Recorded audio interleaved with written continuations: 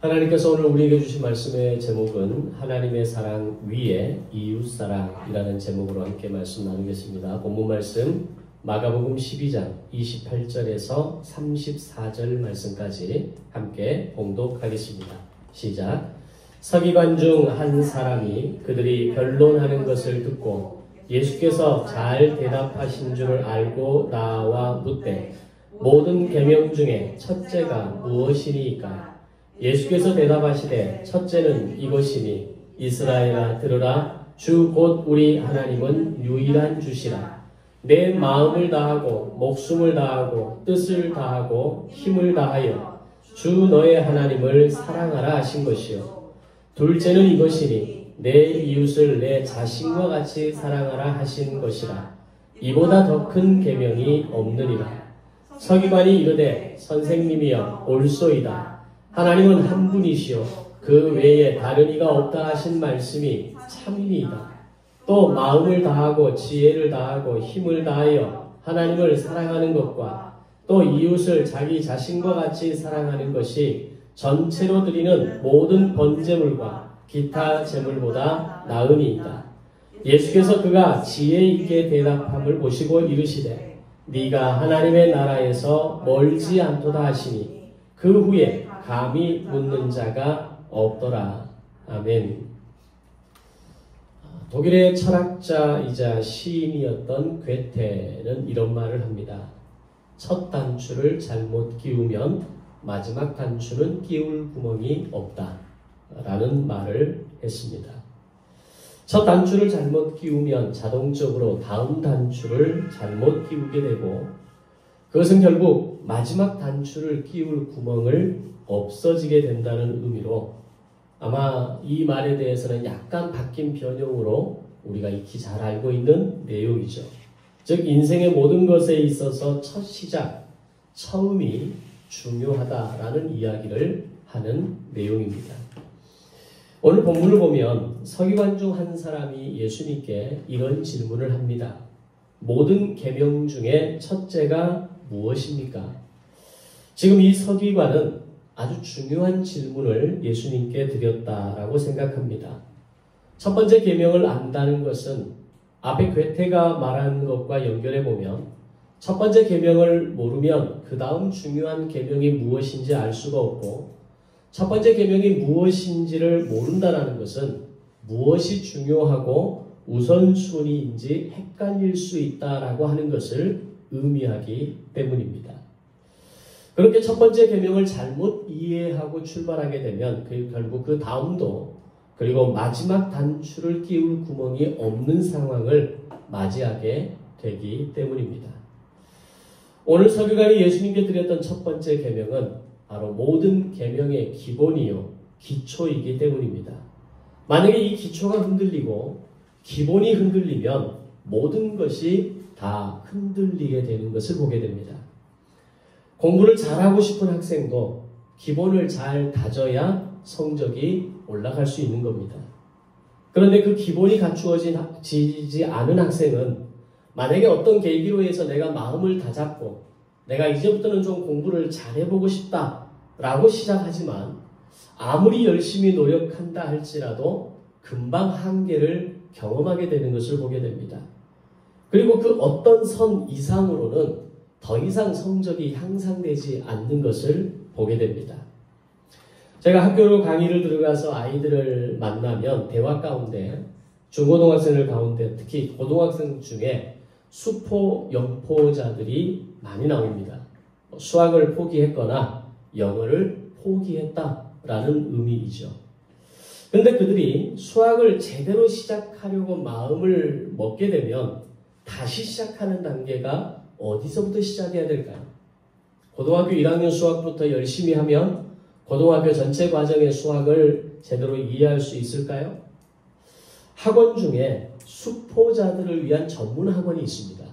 제가 아는 목사님의 아들도 몇 년 전에 방학을 이용해서 고등학생 때 방학을 이용해서 그 수포 학원 그 목사님의 친구가 서울에서 학원을 운영하는데 수포자들을 위한 클래스가 있었습니다.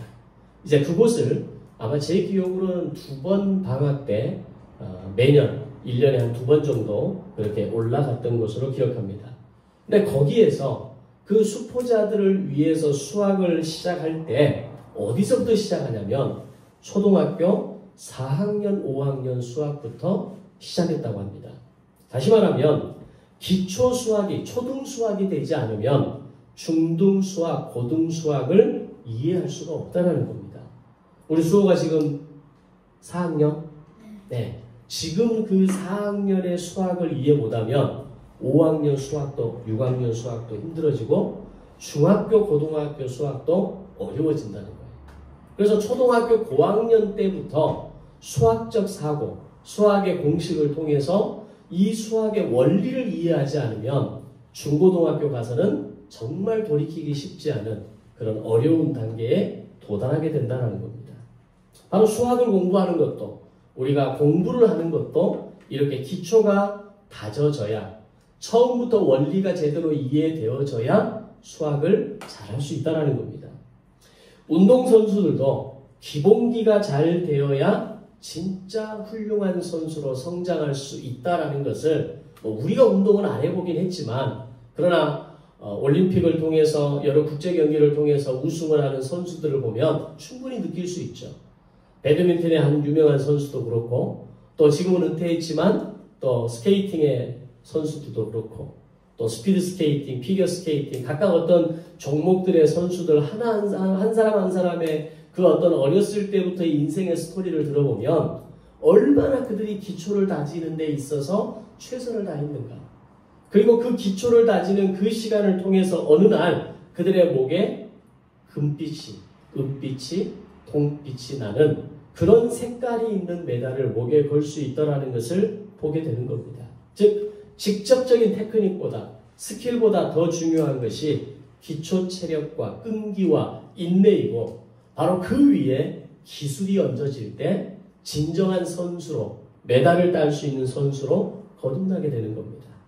근데 이런 기본기가 안 되어 있으면 그 선수 역시 한때는 좀 잘 나가는 것처럼 보이고, 정말 미래가, 장래가 촉망된다라고 하는 그런 매스컴의 이름이 오르내렸던 선수들마저도 그 기초의 가정을 소홀히 하게 되면 결국 한계에 부딪히게 되고 결국 어느 선에서 멈추게 될 수밖에 없다는 겁니다. 그렇다면 우리의 신앙생활은 어떨까요? 마찬가지입니다. 신앙생활도 기본과 기초가 안 되면 영적 성장이 지속적으로 일어나기가 정말 어렵습니다. 오랜 시간 동안 목회 현장에 있으면서 느끼는 것은 진짜 좋은 성도들의 중요한 요건은 기본기가 탄탄한 성도들이다라는 생각을 하게 됩니다. 제가 20살, 21살 때부터 교육전사를 시작했기 때문에 지금 교육전사 때부터 지금까지 시간으로 합치면 34년, 35년 가까이 됩니다. 그 시간 가운데 얼마나 많은 성도들, 얼마나 많은 학생들을 만나봤겠습니까?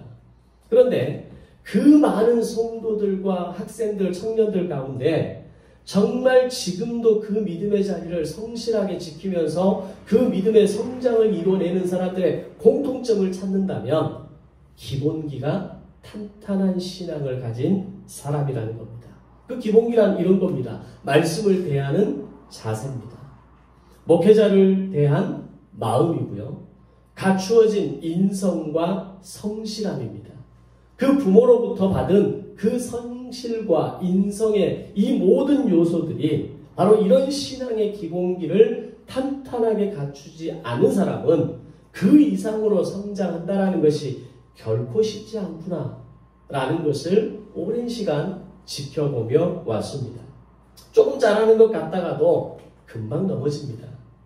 어떤 선에 이르러서는 그것을 정말 넘어서지 못하고 다시 원점으로 돌아가는 경우를 정말 많이 봤습니다. 결국 중요한 것은, 결국 문제는 신앙의 기본기를 갖추어야 한다는 겁니다.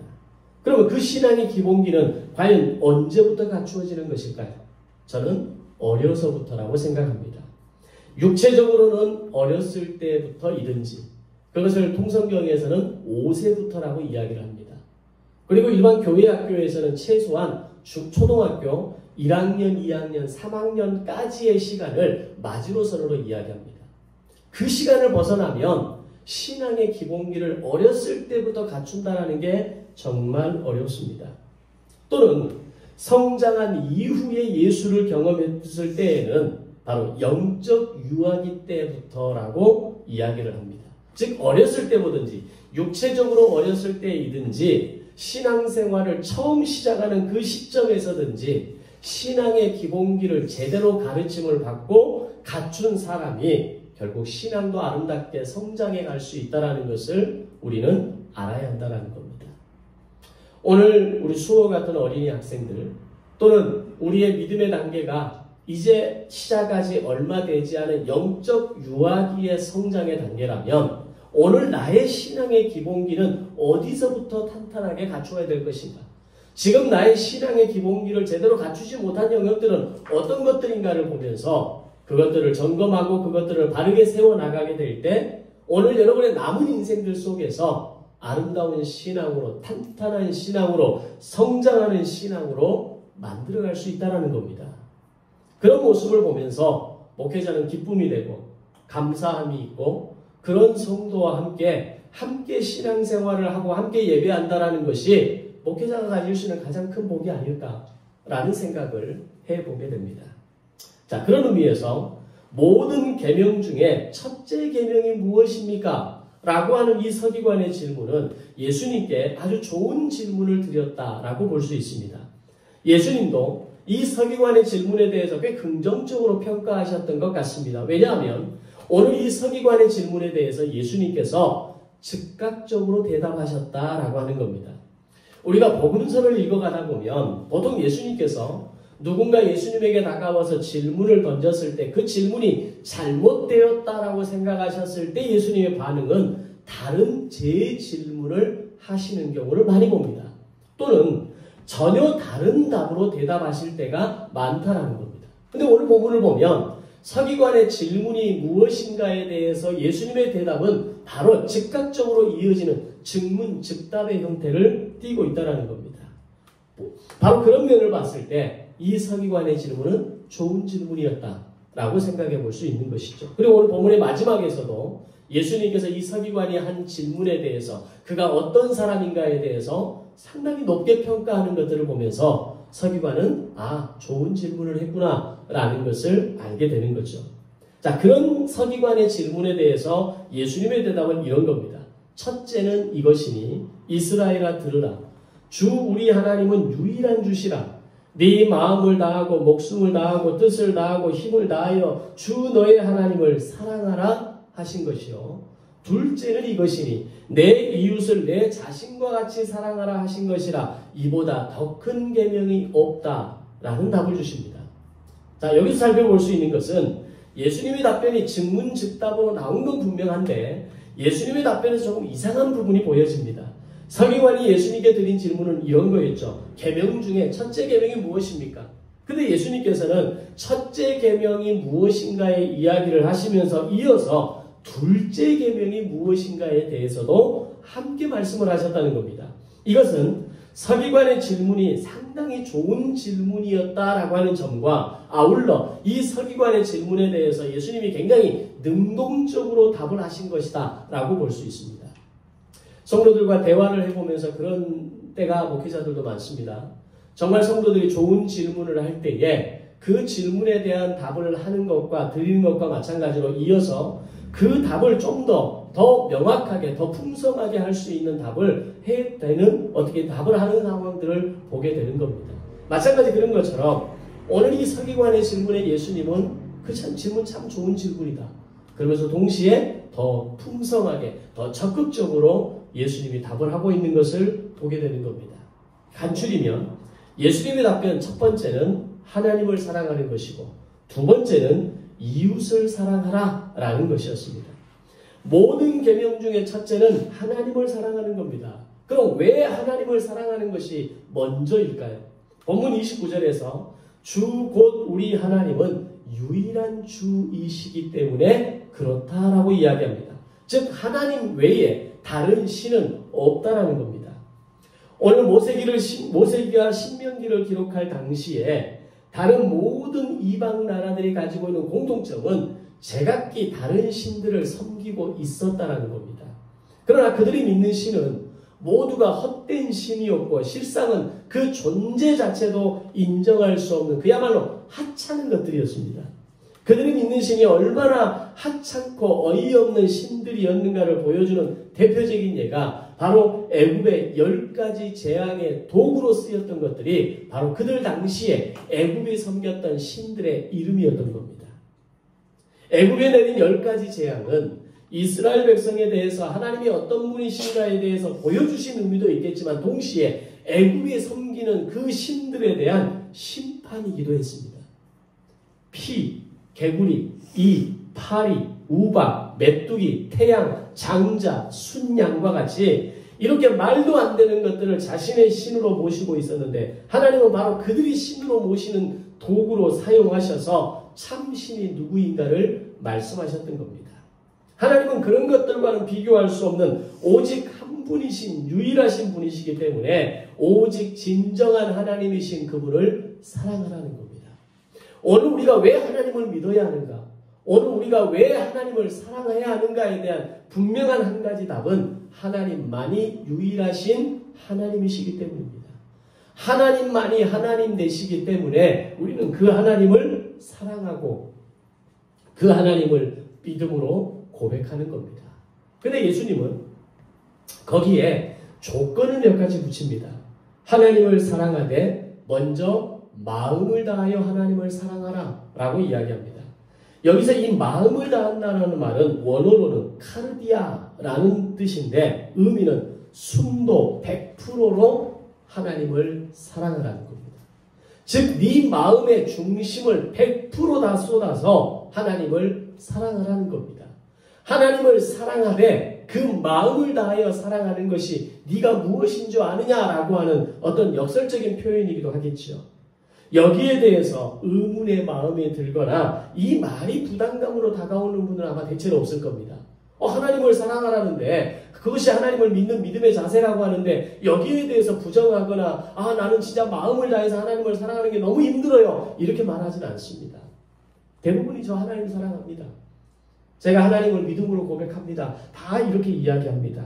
그 말 뜻이 나에게 충분히 이해되었느냐라고 하는 보다는 그것이 나에게 구체적으로 무엇인가를 요구하는 것이라고는 생각하지 않기 때문입니다. 그래서 부담감이 없습니다. 그래서 마음을 다하여 사랑한다. 아무런 마음의 거리낌 없이 내가 정말 삘이 좋을 때 정말 내가 하나님이 나를 사랑하시는 것 같은 걸 느낄 때에는 이 고백이 너무 쉽게 나옵니다. 자, 그런데 이어서 목숨을 다하여 하나님을 사랑하라 라는 조건을 덧붙이십니다. 여기서부터 우리의 고민은 시작됩니다. 목숨만큼 인간에게 더 중요한 것이 어디 있겠습니까? 내 생명이 오늘 이 순간, 오늘 이 문을 나서면서 내 생명이 끝난다라고 할 때 그것만큼 안타까워하고 괴로워하고 힘들어하는 사람이 얼마나 많겠습니까?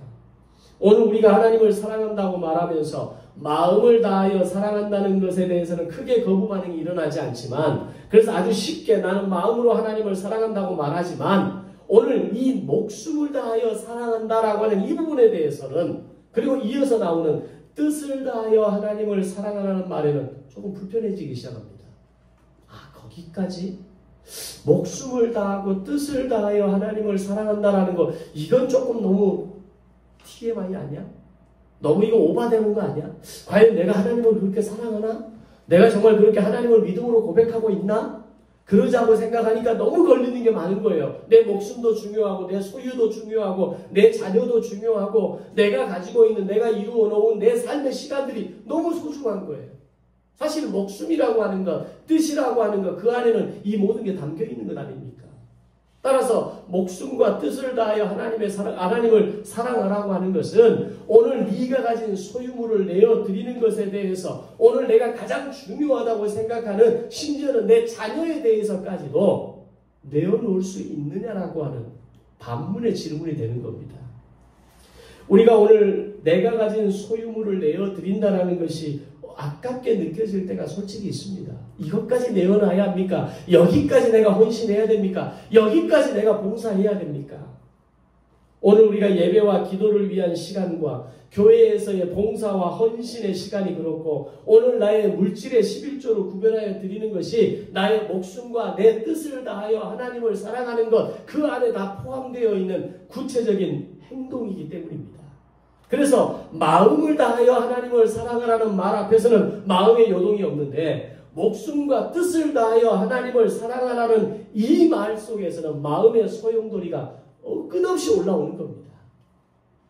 그게 너무 어렵다고 생각하거든요. 그래서 하나님을 사랑하는 게 어려운 겁니다. 그래서 믿음의 사람으로 예배자로 살아간다는 것이 쉽지 않은 겁니다. 내 목숨보다 중요한 게 더 어디가 있겠습니까? 내가 가진 소유보다 소중한 것이 어디 있겠습니까? 내가 땀 흘려 여기까지 오는 동안 수고하고 봉사하고 흘렸던 그 노동의 대가로 모아놓은 것들이 이것들이 소중하지 않다라고 말할 수 있는 사람이 누가 있겠습니까? 그런데 하나님을 사랑한다는 것에 대해서 예수님이 뭐라고 말씀하시냐면 마음으로 사랑하라. 몸과 목숨과 뜻을 다하여 사랑하라 라고 얘기를 하는 겁니다. 좀 더 정확하게 말하면 진짜 마음을 다해 사랑한다는 것은 이 모든 것을 포함하는 것이라는 것을 알아야 됩니다. 마음으로는 사랑하는데 목숨과 뜻과 힘을 다하여는 제가 사랑하기는 좀 어렵습니다. 이건 앞뒤가 맞지 않는 말이라는 겁니다. 예를 들면 내가 가족을 사랑하는 마음이 있을 때, 내가 사랑하는 사람을 만났을 때 그에게 주는 것이 아깝지 않다면 그것은 사랑하는 겁니다. 그런데 내가 만나고 있는 이 사람이 또는 내 가족이 어느 날 아깝게 느껴지기 시작하고 내 마음에 불편함이 일어나기 시작하면 그것은 내 안에 사랑이 부족해진 겁니다. 진짜 사랑한다면 아깝지 않은 겁니다. 진짜 소중하다면 내 것을 다 내어주더라도 그것이 전혀 아깝게 느껴지지 않는 겁니다. 따라서 마음으로는 사랑하는데 목숨과 뜻과 힘을 다하여 사랑하는 건 어렵습니다. 이 말은 맞지 않는다는 얘기입니다. 진짜 마음을 다하여 사랑한다는 것은 목숨과 뜻과 힘을 다하여 사랑하는 사람을 사랑한다라고 말할 수 있는 겁니다. 아무리 밉다 해도 결국은 나누고 흘려보내는 것, 그게 사랑하고 있는 증거입니다. 따라서 마음을 다해 사랑한다는 것은 목숨과 뜻, 나의 가장 소중한 것까지, 소유까지 내어주고 구별할 수 있다는 것을 말씀하고 있는 겁니다. 또한 여기서 뜻을 다하여 사랑한다는 말은 지적 능력이나 생각하는 힘을 의미하는데 이것은 신앙생활을 할 때 맹목적인 것이 아닌 분명한 이해력과 통찰력을 가지고 하나님을 사랑한다라는 의미입니다. 다시 말하면 믿음은 덮어놓고 무조건 믿는 것이 아니라 최소한 알아야 할 것이 있다는 겁니다. 그게 뭡니까? 하나님이 누구신가에 대한 알미입니다. 그분이 나를 사랑하셔서 십자가에 죽으셨다는 것을 아는 믿음입니다. 그로 말미암아 나를 구원하신 분이라고 하는 이 사실을 알고 깨닫고 믿는 것이 진짜 믿음이고 그것이 하나님을 사랑하는 것이라고 말씀하고 있는 겁니다.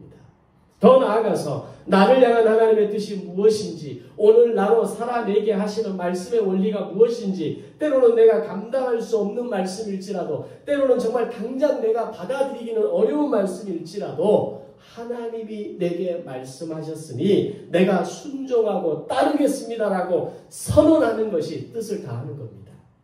이거 분명히 이해하셔야 됩니다. 뜻을 다하여 하나님을 사랑한다는 것은 이성적으로 논리적으로 내가 받아들여지고 충분히 흡수되어지고 내 온몸으로 체화되어지는 것이 뜻을 다하여 사랑하는 게 아닙니다. 그렇게 이해되어지는 것이 있고 설령 이해되어지지 않고 해석되지 않고 이성적으로 받아들여지지 않는다 할지라도 하나님이 나의 하나님이시기 때문에 그 하나님이 나에게 말씀하신 것이라면 내가 순종하겠습니다. 내가 따라가겠습니다. 내가 그것을 살아내겠습니다. 라고 말하는 것이 뜻을 다하여 하나님을 사랑하는 거라는 겁니다. 많은 사람들이 여기서 착각합니다. 내가 받아들일 수 있어야 믿을 수 있다고 얘기합니다. 내가 수용할 수 있고 이해할 수 있어야 내가 순종할 수 있다고 얘기합니다. 그건 믿음이 아닙니다. 그걸 믿음이라고 착각하시면 안 됩니다. 진짜 믿음은 하나님이 내게 말씀하시니까, 하나님이 내게 요구하시니까, 하나님이 나에게 강권적으로 내게 깨닫게 하시니까 이해되어지지 않고 수용되어지지 않고 온몸으로 체화되지는 않겠지만 순종하겠습니다. 이게 믿음입니다. 그래서 믿음은 기적입니다. 많은 사람들이 인간적 믿음을 상상을 합니다. 이해되어지고 분석되어지고 설명되어지고 그러면 내가 믿을 수 있습니다. 이거는 세상의 인과론입니다. 믿음은 인과론이 아닙니다. 원인과 결과가 뚜렷하지 않습니다. 원인과 결과가 명확하게 우리에게 설명되어지지 않습니다. 그럼에도 불구하고 그것을 뛰어넘어서 믿을 수 있다면 그게 뜻을 다하여 하나님을 사랑하는 것입니다. 마지막으로 힘을 다하여 하나님을 사랑하라고 하십니다. 이것은 내가 가지고 있는 모든 에너지를 쏟아서 전심으로 하나님을 사랑하라는 겁니다. 이것은 아마 신앙생활을 하는 데 있어서 진짜 고민되는 명령이라고 생각합니다. 내 힘을 다한다는 게 뭡니까? 내 시간과 내 자녀와 내 물질과 내 인생을 구별해서 하나님께 드려내는 삶을 사는 게 힘을 다하여 사랑하는 겁니다. 내 인생이 더 이상 내가 주인이 아니라 하나님의 주인 되심을 인정하고 내 삶의 모든 영역에서 그분의 주권을 인정하며 드리는 것, 그것이 힘을 다하여 사랑하는 겁니다. 인생을 살면서, 아니 이 자리에 앉아 계신 가운데에도 내가 내 인생의 주인이라고 착각하는 사람이 얼마나 많습니까? 내가 아무리 하나님의 자녀라고 이야기하면서도 순간순간 내가 주인 되려고 하고 내가 주인 노릇하려고 하고 내가 내 인생의 주도권을 휘어잡아서 내 맘대로 내 뜻대로 내 계획대로 되지 않으면 내 안에 분통이 올라오고 내 안에 불편한 마음이 올라온다는 건 내가 내 인생의 주인이기 때문에 나타나는 현상입니다. 내가 더 이상 내 인생의 주인이 아니라 하나님이 내 인생의 주인이라는 것을 믿을 수 있다면 내 뜻대로 흘러가지 않을 때, 내가 기대하는 대로 무언가 주어지지 않을 때, 채워지지 않을지라도 틀림없이 무슨 뜻이 있을 것이다라는 기대감으로 오늘 내 자리에서 버티고 견디고 묵묵하게 하나님을 바라보며 하나님의 뜻을 바라볼 수 있는 것이 그게 믿음이라는 겁니다. 이렇게 하나님을 사랑하는 것이 첫 번째 계명이라고 말씀합니다. 즉 하나님을 사랑한다는 것은 결코 추상적인 것이 아니라 매우 구체적인 것이고 명확한 결단을 요구하는 것이라는 것을 우리에게 말씀하고 있는 겁니다. 그리고 이것을 가능한 사람, 이것이 가능한 사람만이 할 수 있는 것, 바로 둘째, 이웃을 사랑하는 것이다 라고 말씀합니다. 이 말이 의미하는 것은 하나님을 사랑하는 것으로 끝나면 안 된다는 겁니다. 하나님을 사랑한다는 것은 반드시 이웃사랑으로 연결되어져야 한다는 겁니다. 왜냐하면 이 둘은 하나이기 때문입니다. 하나님을 사랑하는데 이웃을 사랑할 수 없다? 하나님을 사랑하는데 이웃을 내가 받아들일 수 없다? 그것은 하나님을 사랑하는 것에 대한 원초적인 질문을 던져봐야 합니다. 이 둘은 뗄래야 뗄 수 없는 것이기 때문입니다. 여러분 앞에 있는 제 뒤에 있는 강단 위에 십자가를 한번 보십시오. 십자가는 수직과 수평의 완벽한 조화입니다. 수직과 수평의 조화가 이루어지지 않은 걸 십자가라고 이야기하지 않습니다. 하나님과 나와의 관계가 수직이라면 이웃과 나와의 관계가 수평을 이야기하는 겁니다. 그 수직과 수평이 만나게 될 때 우리의 믿음이 아름답게 완성되어져 가고 성장되어져 가는 겁니다. 따라서 하나님의 계명은 하나님을 사랑하는 것으로 끝나지 않고 이웃을 사랑하는 데까지 나아가야 하는 겁니다. 여기에 대해서는 다음의 시간을 더해서 좀 더 자세히 풀어가도록 하겠습니다. 자, 그러면 왜 우리가 하나님을 사랑할 뿐만 아니라 이웃을 사랑해야 되는 걸까요? 왜 그렇습니까? 하나님께서 이 세상을 사랑하시기 때문입니다. 요한복음 3장 16절 하나님의 세상을 이처럼 사랑하사 독생자를 주셨으니 이는 그를 믿는 자마다 멸망하지 않고 영생을 얻게 하려 하심이다라고 말씀합니다.